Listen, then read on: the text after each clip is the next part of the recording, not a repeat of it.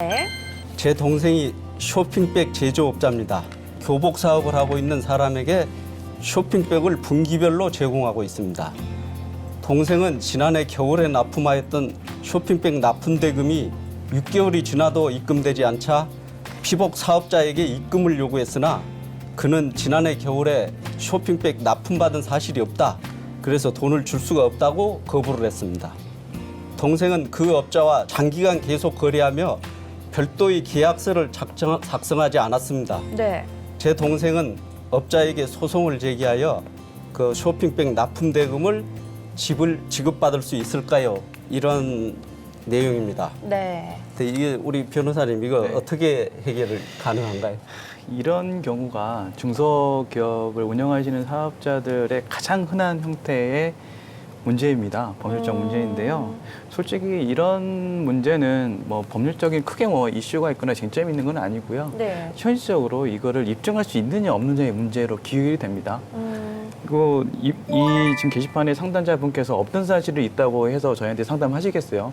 당연히 납품하셨겠죠. 근데 그렇죠. 다만 그 상대방이 그 업자께서 자기는 이제 발뺌을 하는 거죠. 일부러 돈을 주기 싫어서. 근데 여기서 문제가 되는 건 뭐냐면 계약서를 안 썼다는 게 문제가 됩니다. 이분이 왜 계약서를 안 썼냐면 계속적으로 이제 뭐 거래를 하고 있으니까 설마 뭐 이 물품 대금을 납품 대금을 이거를 지급하지 않겠느냐 해서 그래서 신뢰가 있고 또 그런 게 있기 때문에 작성을 안 했는데 결과적으로 이제 상대방 측에서 난 모르겠다, 받은 적 없다. 그러니까 지급하지 않겠다 그런 얘기거든요. 이제 결국 이렇게 된다 그러면 결과적으로 소송을 제기했을 때 이제 법원에서는 어떻게 판단하냐면 그 당사자들 사이에 그 있었던 일은 기억을 못 하잖아요. 알 수가 없잖아요. 그렇죠. 법원에서는 결국 이제 입증을 해야 됩니다. 입증을 해야 되는데 가장 좋은 거는 계약을 맺었고 그건 계약서가 있겠죠. 납품을 했다. 납품했다는 증거, 뭐 예를 들어서 뭐 다른 뭐 납품 거래 내역서 같은 거 그게 있으면 너무 편하죠. 근데 그렇죠. 문제는 이제 그런 내용들이 없었다면 과연 소송을 제기해도 이길 수 있냐는 그런 문제인 것 같은데 꼭 그런 게 없다 하더라도 전후 정황을 간접 증거를 제시해서 이런 부분들이 꾸준히 판사나 법원에서 인정될 수 있을 정도로 충분히 입증해 주시면 네. 승소도 가능합니다. 뭐 다만 예를 들어서 뭐 예를 들어서 네. 이분이 정기적으로 납품하신 게 있는 그렇죠. 거기 때문에 아마 정기적으로 메일을 서로 주고 받으셨을 거예요.